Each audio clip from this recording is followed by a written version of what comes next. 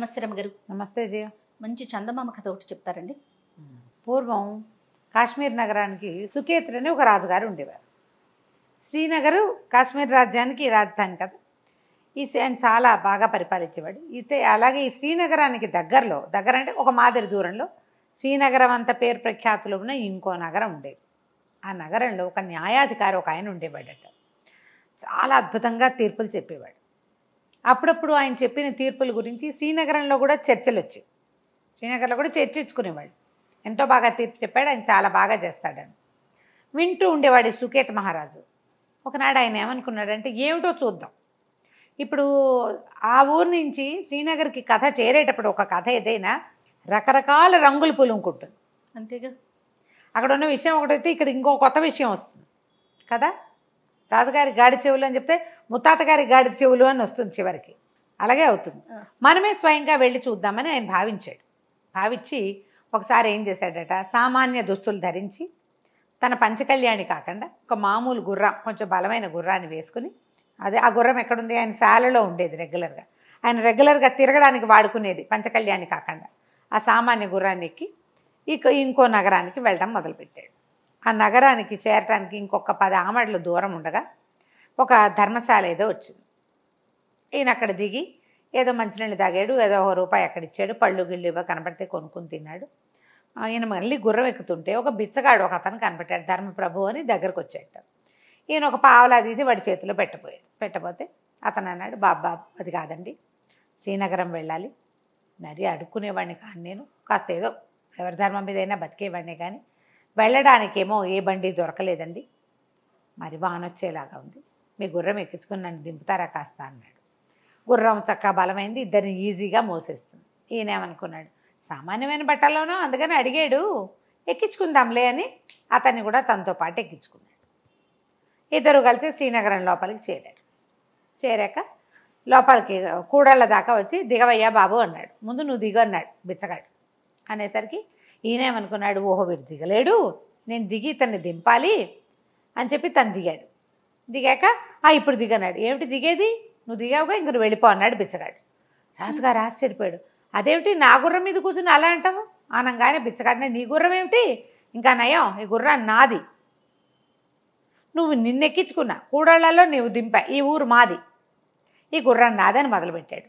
ఈయన ఆశ్చర్యపోయాడు, ఊరిని ఇంత దొంగలదారేమిట్రా నాయన, నువ్వు బిచ్చగాడివి, పద న్యాయాధికారి దగ్గరికి అన్నాడు. అనేసరికి బిచ్చగాడు అన్నాడు, నాకేమన్నా భయం అనుకున్నావా, పిడిరాయల్లే ఉన్నావు, నీకు గుర్రమై ఉందని ఎవరు నమ్ముతారు, నేనంటే కాళ్ళు లేనివాడిని, ఒక కాళ్ళు లేదు నాకు, కుంటి బిచ్చగాడిని నేను, కుంటివాడిని, అందుకని నేను గుర్రం మీద తిరుగుతా, నువ్వు నాకు పిడిరాయల్లే ఉన్నావు, 2 కాళ్ళతో నడుస్తావు, నీ గుర్రం అంటే ఎట్లా నమ్ముతారు, ససేమిరా అన్నాడు. అనేసరికి రాజు ఏమనుకున్నాడు, ఓహో ఎలాగో మనం న్యాయాధికారిని చూడబోదామనుకున్నాం, ఇదే పుచ్చుకెళ్దాం ఎట్లా చెప్తాడోనని ఈ గుర్రాన్ని వెంబడి పెట్టుకుని న్యాయశాలకి వెళ్ళాడు.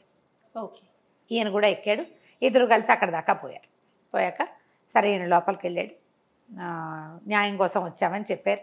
బిచ్చగాడు ఇంకా గుర్రం మీదే కూర్చున్నాడు, ఈయన మాత్రం గుర్రం దిగాడు.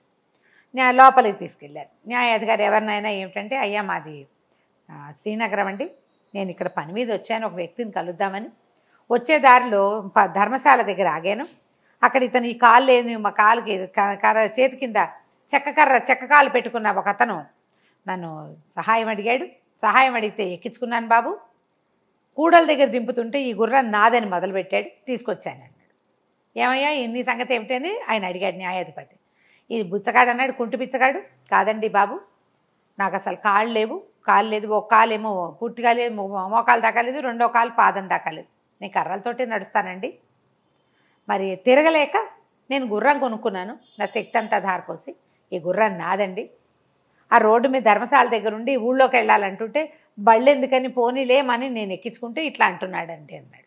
ఆయన ఇద్దరికేసి పరకాయించి చూసి ఓ పని చేయండి, గుర్రాన్ని ఈరోజు మా దగ్గర అట్టి పెట్టండి, రేపొద్దున చెప్తా వెళ్ళిపోండి మీ ఇద్దరు అన్నాడు.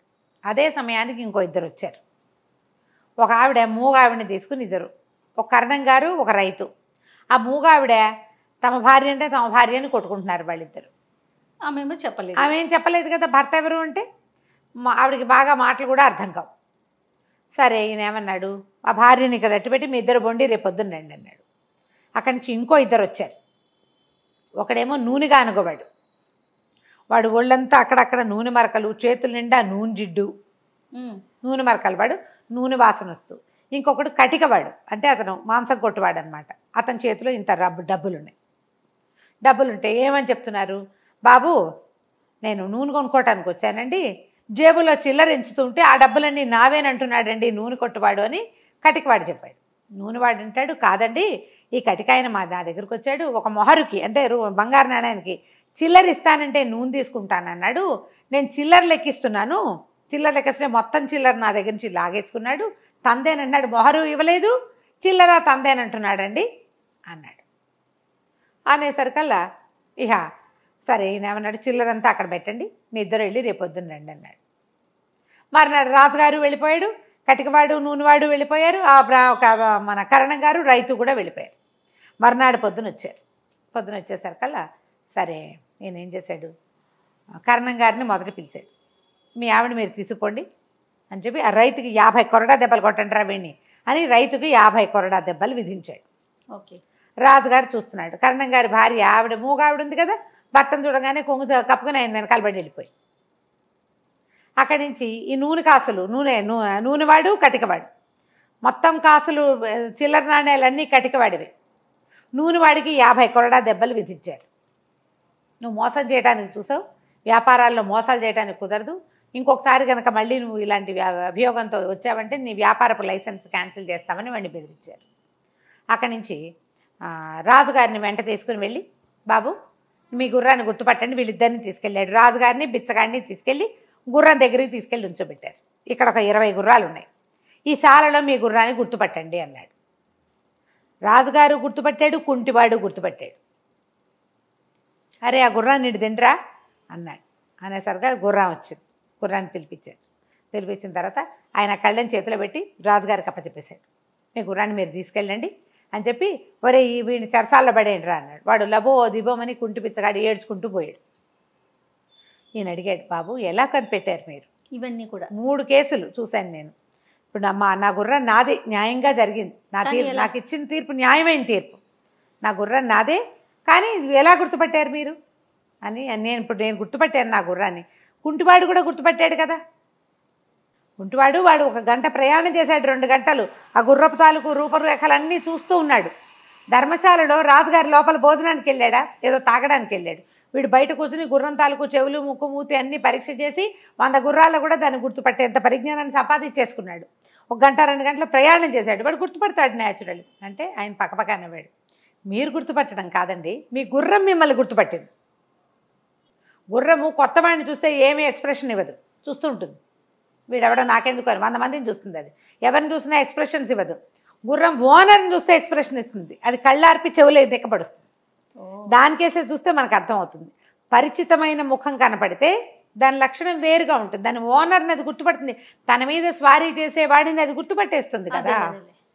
అంతేగా, మీ గుర్రం మిమ్మల్ని గుర్తుపట్టిందండి, అదే లెక్క, అది మీతో ఉంది, ముష్టి పిచ్చగాడిది కాదు అది, అది వాడెవడో కూడా దానికి తెలియనట్టు కాదు. ఓసారి ఎక్కితే దానికేం లెక్క, రోజు ఎక్కేవాడు, దాన్ని నిమిరేవాడు, దాన్ని కావలించుకునేవాడు, ఆ వాళ్ళు కదా దానికి కావాల్సింది అనేసరికల్ రాజుగారికి ఆశ్చర్యం వేసింది. చాలా బాగా కనిపెట్టారండి, ఈ 2 కేసులు ఎలా చేశారు మీరు అన్నాడు.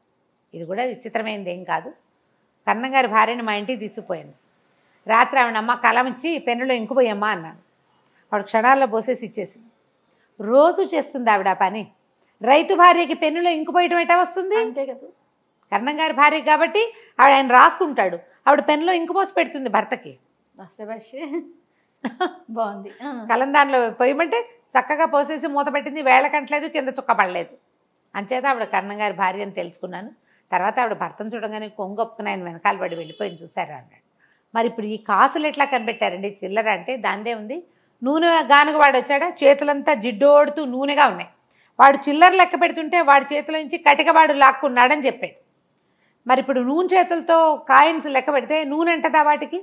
ఇంటికి వెళ్ళంగానే కాసులన్నీ నీళ్ళలో పోసాను, నీటిలో పోస్తే వాటి మీద ఉన్న జిడ్డంతా తేలాలి, కానీ ఆ కాసుల మీద జిడ్డే లేదు, అవి చిన్న ఏదు వాసన వస్తున్నాయి.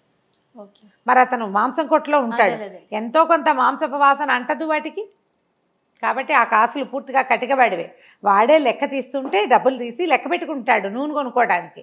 ఈ నూనెవాడికి దురదొచ్చింది ఆ డబ్బులను చూసేసరికి. అవి లాక్కోవడానికి ఎత్తేసాడు, వాటి మీద ఏ జిడ్డు లేదు, ఆ చిల్లరంతా నాదని ఇతను అంటున్నాడు. కానీ అది జరగలేదనేసరికి రాజు చాలా ఆశ్చర్యపోయాడు సుకేతుడు.